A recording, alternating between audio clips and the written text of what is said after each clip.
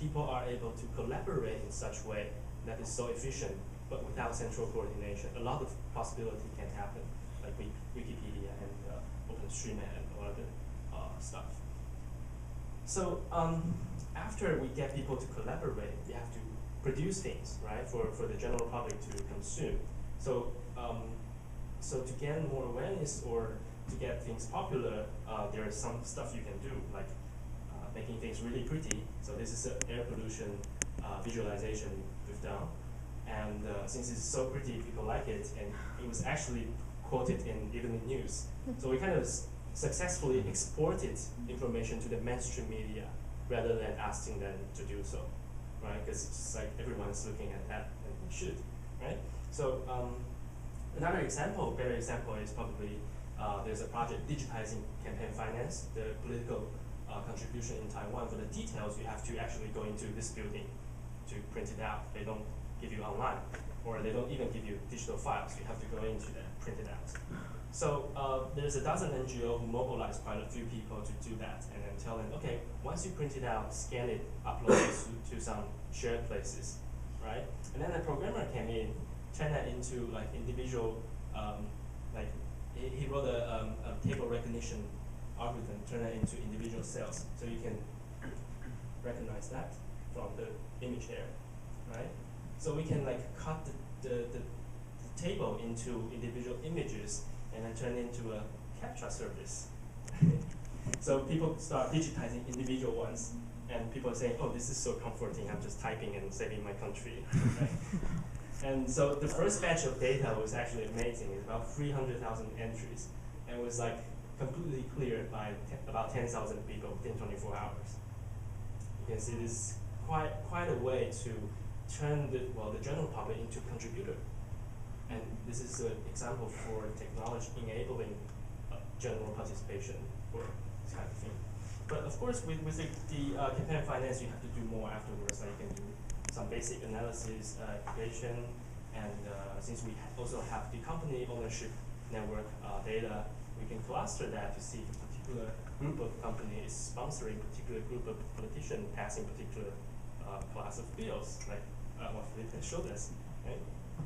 So a lot of work has been going on with this kind of effort, but what I want to say is that the way the community grows, or the way we kind of run it, is pretty much like the way how internet was built. So for internet that we have today, we have all this convenient stuff, apps and mobile devices. It wasn't designed by someone saying, okay, we should have this in this year, next year we'll do this. It's like a lot of people working on having a rough consensus about we want to have a more connected world. And then people try different things, right? So more importantly, it's called running code. People try different things, different software, but have other people to improve it, to work on, to collaborate. So like I told you, we have lots of hackathons. There was one particular hackathon that's really large, about about 250,000 people, I guess. Well, it's not quite a hackathon because network doesn't work there, right? But most of you probably know in March there was a huge protest by a lot of people about the trade deal between Taiwan and China. And there's a lot of things going on, and you can see lots of mobilization on the internet. People were able to raise funds to get to the front page of New York Times. Who's actual newspaper? Anyway, so around that time, there's a lot of people who actually volunteer to make sure the network is working during the event, and so it's kind of like a marathon for information transparency, because this is not really about data. This is about getting information through, so you can actually have the information flow working. So and for the viewer, they can see what's happening without some of the description from traditional mainstream media. So there are lots of people doing live streaming, and they also work in some interesting collaborative way. Like they design, how should I say, this is a stand for doing live feed. So you can see on the left there, on the right there. So it's actually like a really hacky thing, but but they kind of improve it over time and then share it online. And I guess people in Hong Kong are using that kind of thing as well. And so, so yeah, there was a lot of things going on, and then people were able to get the data out, get the information out, and turn it into.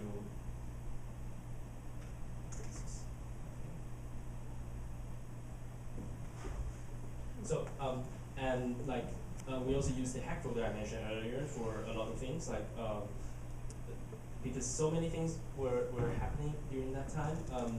There were people doing live feed, just a video feed, and also turning into text feed, so describing what's happening, who said what, and that enables people to turn that into real-time English transcription as well, right? So this is like a pipeline for you can see people with different talents to collaborate together, given we have all these collaboration tools.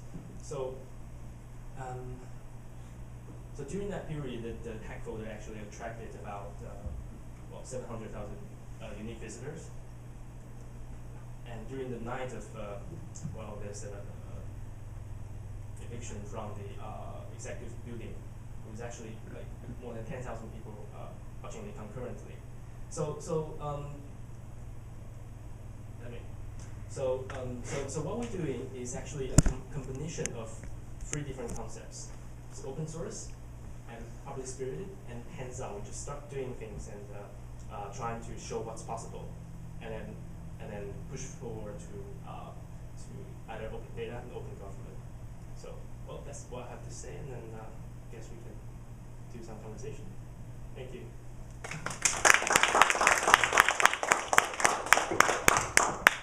Oh, by the way, there's a conference coming up, Cloud Zero Summit in November in Taiwan, and we'll have about 25 talks from speakers from 8 countries in our conference, and there'll be registration opening on October 1st. So if you're in Taiwan or your friends are in Taiwan, please tell them about this. It should be quite interesting.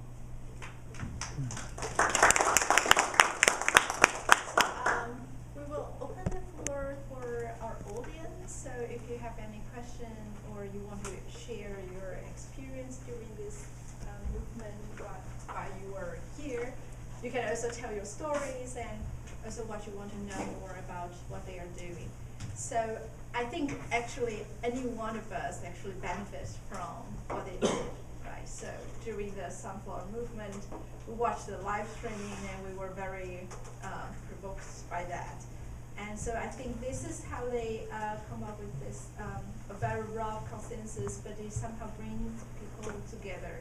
Yeah, and if you have questions, you can just raise your hand and we will have some. So I do have a question about how can we trust the data published by government? So for example, that China government would kind of censor each data or how people speak, what's the data really published online. They do some modification for that data. So the point is that how can we trust those data? Since the open data sources depends on those data published by government. How can you know or let people know that this data is real data? And the second question is that if the data is real, then how can, so right now I think people don't know there is this kind of open source platform. So only a few people know this data. I mean, so how can you guys that cooperate with someone which has real power, or like Facebook, like this kind of large social network media that can publish it, publish your data there, or let everybody know that how you guys do it by collaborating with this social media. So that's what increase your I would say increase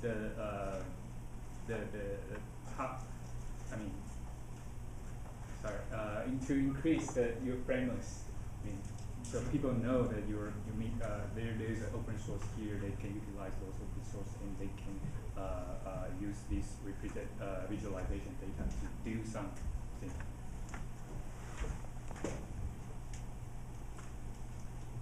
I didn't quite understand the second question. Second It's one about is the publicity problem. How do you make publicity more open to other people? or is How can And people be how do you aware that promote data is or- available? And yeah. So, but when you promote all your data or all your software, is that any difficulty that it might say like Facebook might affect or interfere what you publish? And cooperation with other social media, is that an issue or is that a good take of what you're doing or it helps at all? So if I can, so the first question about trust. So yeah, not necessarily each source of information published by government is trustful. And that has a variety of reasons. It may be, in some occasions, because there's something bad going on in the back. There may be a corruption. It may be because of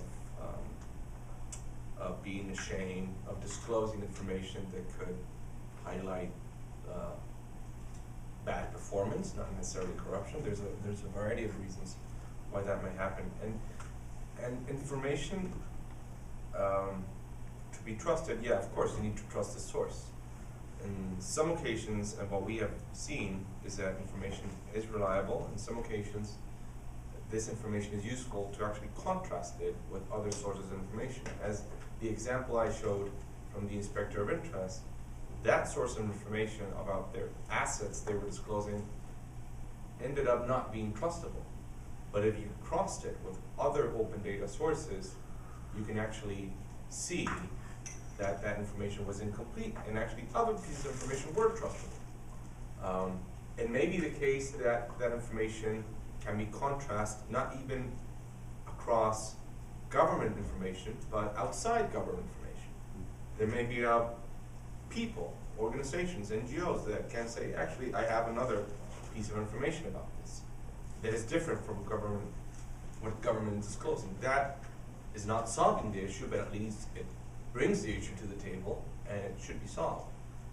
You may highlight, a media attention to it if there's a contrast between, let's say, the financial records about public contracting released by government and the information that companies had, or the companies that didn't get the deal for a contract may have some information. So again, I think it's a constant iteration.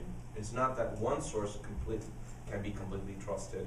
It is in the end the iteration and the interaction of different sources of information which allows you in the end to have more trustworthy information. And about intermediary, I think that's actually what we do in terms of outreach. Of course, information that is held in a public repository is not reached commonly unless it's well indexed so that you can actually access it by Google, for example. But what we do is intermediaries of information so that it can make sense for people. So a government file that may be complicated may be useful for journalists to identify what bills are being discussed, or citizens. Information that was really complicated might end up in a nice visualization that makes sense for voters to decide who to vote for in the end. So all these groups, from NGOs to businesses and groups, we intermediate information so that it makes sense to very specific communities. And through that way, increase the outreach that these public data sources could have.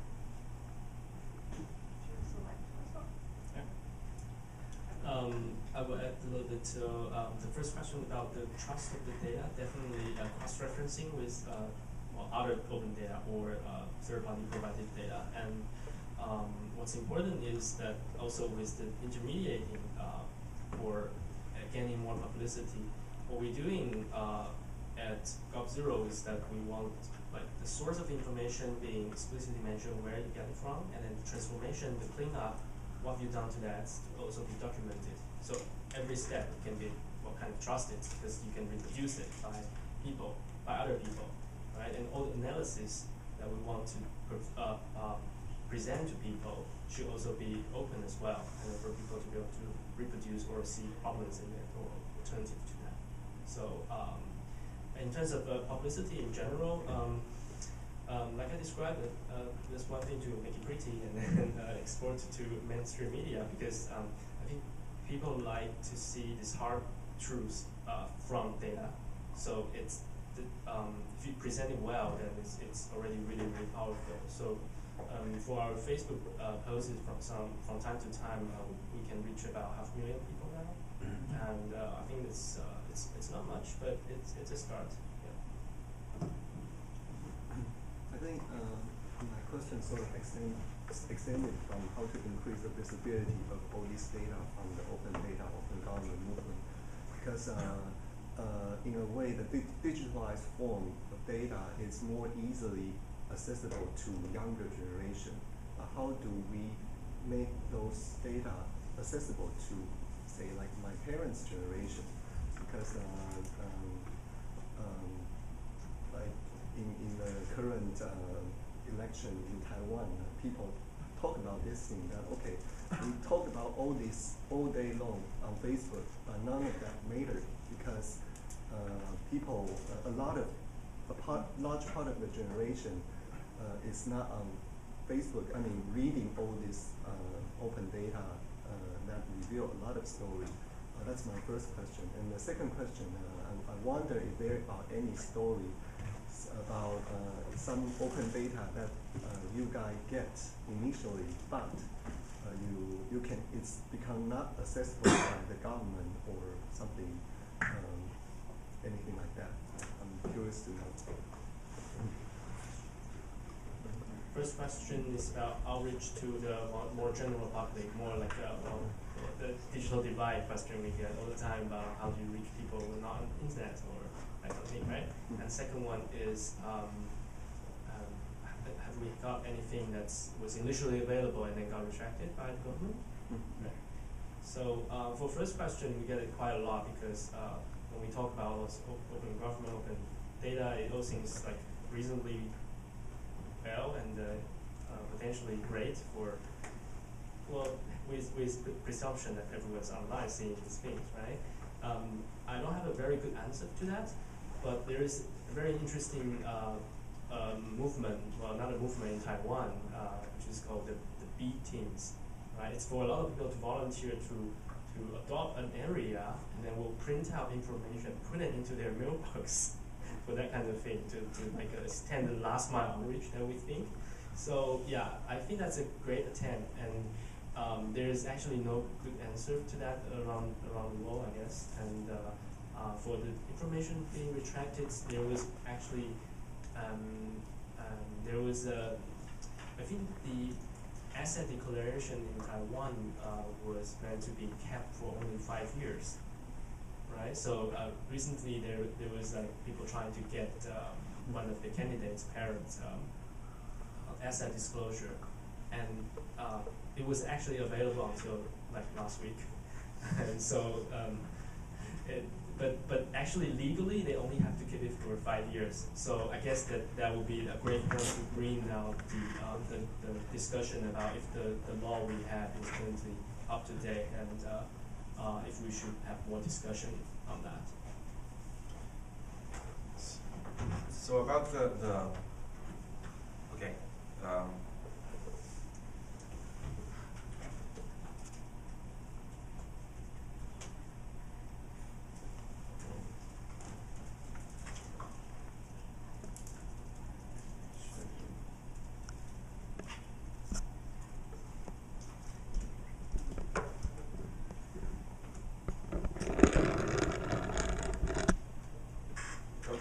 So this is an app that we released in the context of the Chilean presidential election.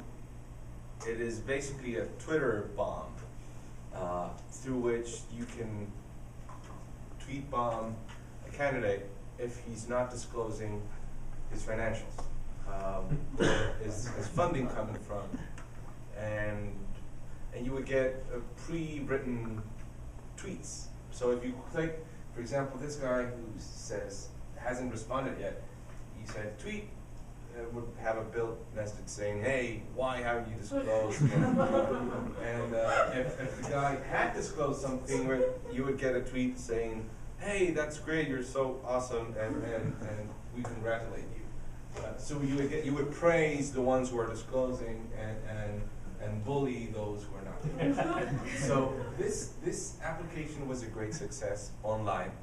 So I'm trying to address your question. We didn't have a law that required them to disclose where their funding was coming from. But because of the electoral incentives of competition, of highlight of these events in the media, they were kind of pushed to be more transparent. There was a competition going on in the end. And this is just a snapshot of what it was. But in the end, we got 4 of 6 candidates disclosing fairly well where their funding was coming from, and where they, spending, and who put their money in the campaign, and so forth, with no law. That would still be, that is a success in itself, because it actually got candidates responding to an online pressure. But when this actually, I would say, picked up more consistently, was when this was picked up by the media. And when they actually the media started using it, and when candidates were going to interviews in a TV station, the journalists would say, why haven't you disclosed your assets? We see that these guys have, this is the list of their funders, and this is how they're spending the money. Why haven't you? Is there a reason why you should not disclose? And it became a public issue. So in the end, yes, there was a starting community more-ish online, on Facebook, on Twitter, using these things. But at some point, it may be picked up by mainstream media, which is the same case as CL was mentioning about the map, the heat map. And that's where our parents are. They're on the train station, and they read the news, and they watch TV as well. Many of them also go online, they're very savvy, but some are not, and they need sometimes a journalist to ask the question because they're actually watching it. And there are ways to reduce that gap by actually engaging with journalists, and that's why I think our collective is increasingly more tight between journalists and hackers and academics and so forth. But that's an example of how to outreach, and in the end, you need those intermediaries to get to the wider population, even if they're not online. Can I add, I'm interested to know, you mentioned the sustainability is a critical issue to let the movement become more successful. And I was wondering whether, based on your experience, what kind of challenges you guys have already encountered and how you overcame that challenges, and what is the most effective way you think to make this kind of social movement more sustainable in the future? Yeah, absolutely. So I think that there's several challenges, of course, but if I would highlight one that I think is key for the purpose of this movement on data and the use of technology as a mean to transparency, what it's lacking so far, I think it's lacking politics. I think there is a lack in understanding the medium or the space that you're intervening. That's why I'm saying, we usually scrape, well, we don't go there and push and make action. And you can scrape up to one level. And CL knows, with personal experience on this, that at some point you're just blocked. You just can't get there. And you can try to move around, so forth. Collaboration is key for that. And you can do CAPTCHA as CL was showing us. Yeah, there's ways, but at some point you need to kind of break that wall. And I think we're lacking knowledge on politics and how to intervene it. An example of this is actually this application, the Inspector of Interest, which was great, was successful. We had lots and lots, thousands and thousands of users for for the first week. It got to the news, and we got even the Conservative Party was suing us, or they said publicly they were going to sue us, but that didn't happen in the end. And you could question what was the final impact of it, right? We developed this whole thing. We got so much data. Wow, this is powerful. But there were structures in place that we couldn't pass.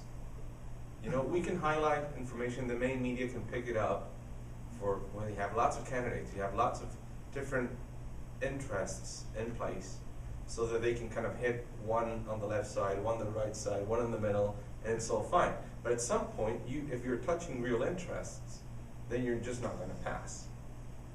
In this case, when it was companies, they're by far the sector that is less accountable, and where we have less information of businesses, it was challenging to get this information that was relevant out there. And we couldn't pass it, not only because there wasn't enough data, but also because we were not savvy enough of how to move through the paths of government and through politics. And I think that our most successful example of what we have done recently was this campaign, the lobby law. We got a lobby legislation passed in Chile last year.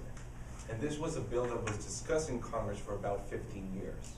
And of course, because it's lobby, it's like you have every possible interest on top of the table, right? Because it's all about trying to bring transparency into the table where relationships and connections exist between the business sector and the political sector. And you want to, open it up. So it was, of course, difficult. And we did our tech stuff. We did apply our coding abilities, our social media abilities. We ran a great campaign online. We got lots of attention, lots of likes. We ran public spots, commercials that were online everywhere. We got lots of attention. Facebook, of course.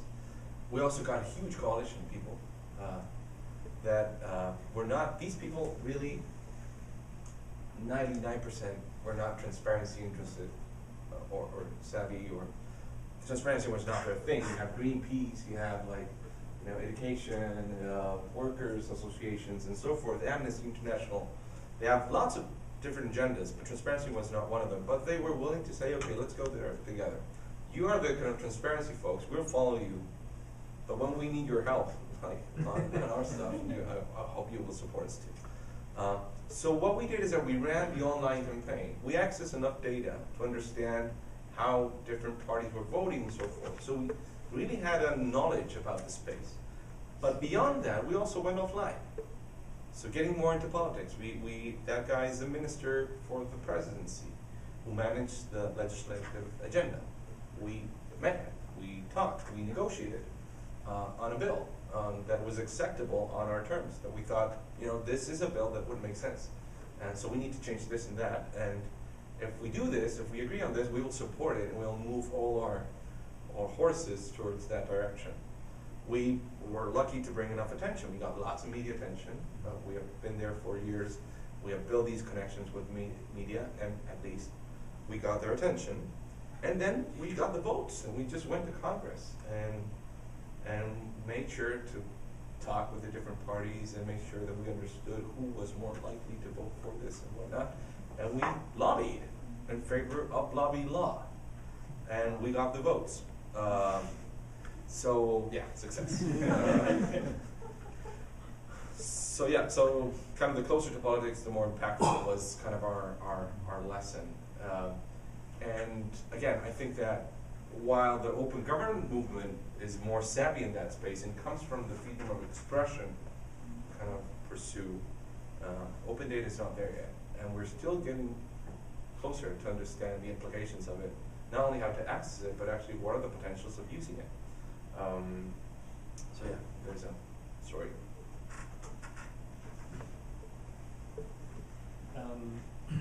Just like to add,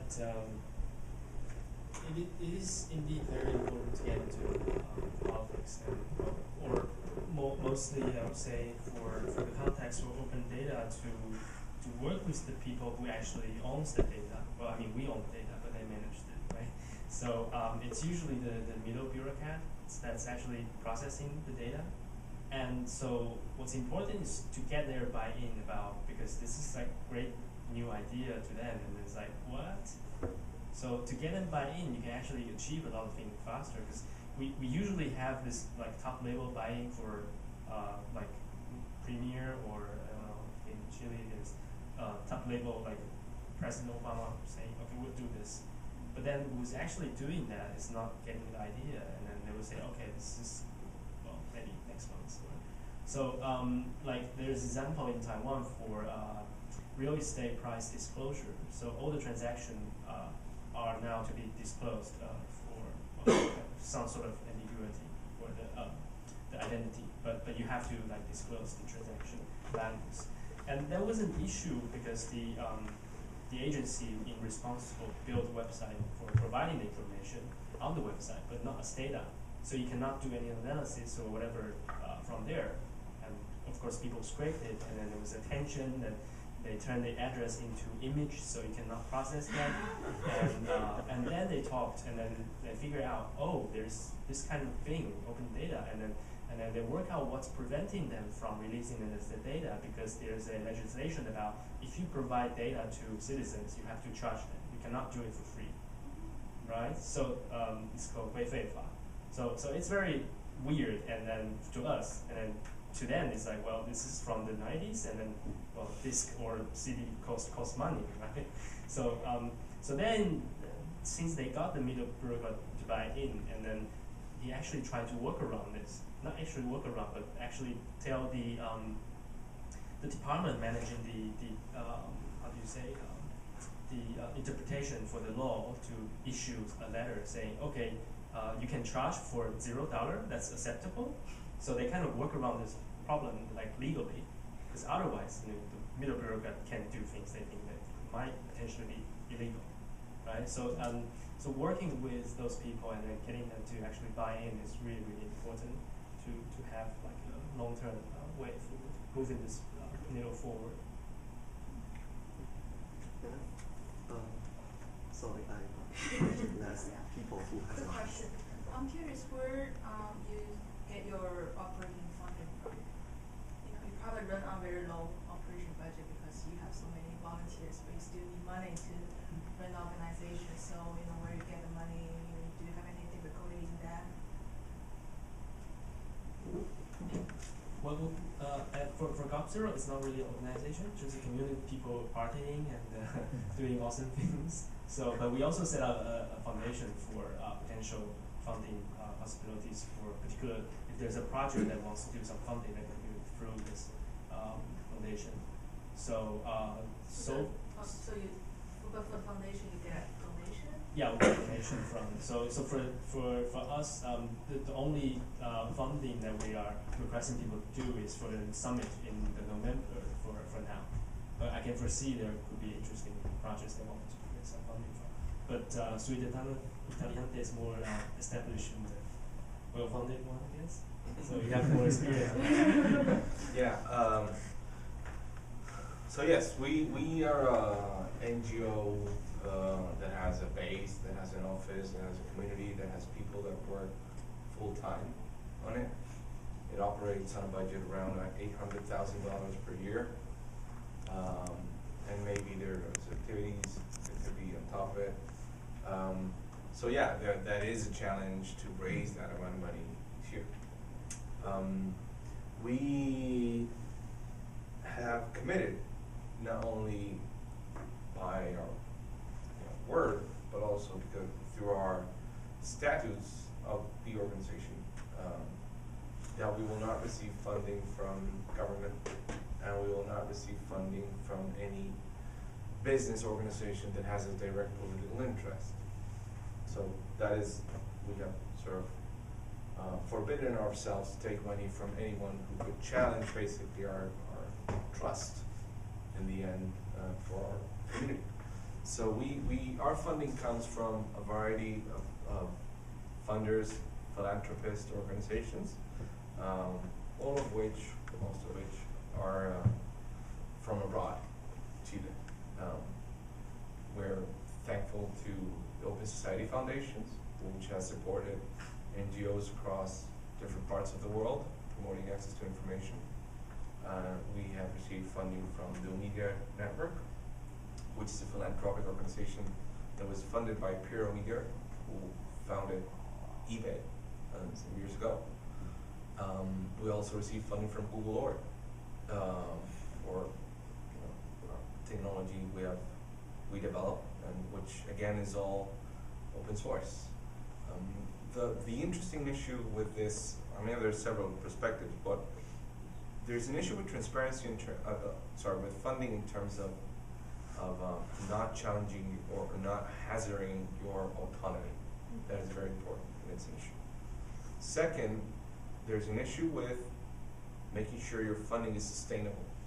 That is very difficult to do. And it's very difficult to do because sometimes we get some pressure to become an organization that is self-funded at some point, so that the funders may pull out their money and support each year, while you at some magically way began to actually make funding.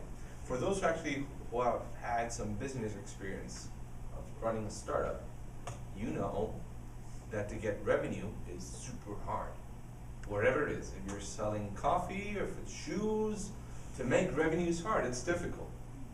So it's difficult, or even more difficult for NGOs, because you need to make revenue, but at the same time, don't forget you're an NGO and you have a mission, and that is the main thing we want you to do, achieve your mission, but also make some revenue. So it's kind of a challenge that is still being discussed, and many organizations more established, as CL was saying, or that have a budget, it's a challenge. It's a challenge because most of which, or big name organizations that have been out there, don't have budgets to go beyond a year committed. And we're always kind of in this bicycle of making sure we'll survive the next financial year. But we will at least, sync with the flag of autonomy. I think that is crucial. When we lose trust, we lose everything. Maybe one last question. So, in oftentimes, people pull out data from the open data or open government movement and become a trigger of a buzz that people start to talk about it. But we don't have an infrastructure that facilitates a large-scale conversation. As you say that this open data movement has an important component in making conversation happen, making debate happen, especially those about law and something. But most of the time, we have a buzz, but there's no follow-up, and we don't know what happened next. We don't know what happened in the end. So any ideas of how we can make large-scale debate or conversation happen? I don't know. I think it's a huge question, and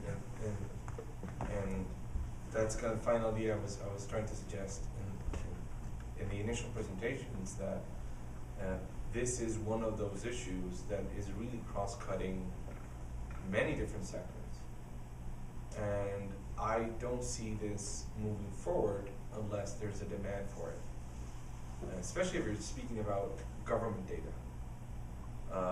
Then you have business data, and you may think about at some point consumers being more and more demanding, so that there's change at the business sector. Very recently you got to draw some kind of parallel, the market basket issue. I was really surprised, to see all these guys, our CEO, what? I've never seen that in the rest of the world. But you have consumers very loyal and so forth that could drive eventually. If you got that same pressure on market basket to disclose information about the products and where do they come from, how healthy are they, and so forth, I'm sure those businesses will react because they need to sell in the end.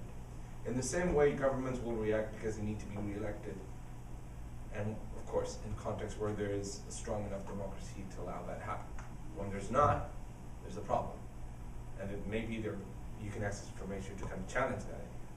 But if there's not a constant demand for data, across sectors, there will not be, of course, a constant supply of data across sectors. So that's why, again, I think it's kind of a nice frame to say, you know, it's really beyond like a commonplace wording. I do believe that we need to take responsibility across the different sectors and accessing data, because it's not just for the sake of data, it's the sake of information. And it's the way we interact as a society today, especially in a digitalized world. So to protect democracy, we need to protect our flow of information. And that flow of information today is in a significant part a flow of data. So from the data or the, well, visualization, whatever, how do we make actual changes or actions for people to Well, like conversation. Conversation. So yeah, I guess it's a really good question, because like there's no great tool for large scale conversation about if you want to collectively decide on something, reach a consensus for like 10,000 people. It's like 100 people is already hard in the parliament, right? So for 10,000 people, how we do that? This is a great problem that a lot of people are trying to solve around the world, and I do see some very interesting attempt on that.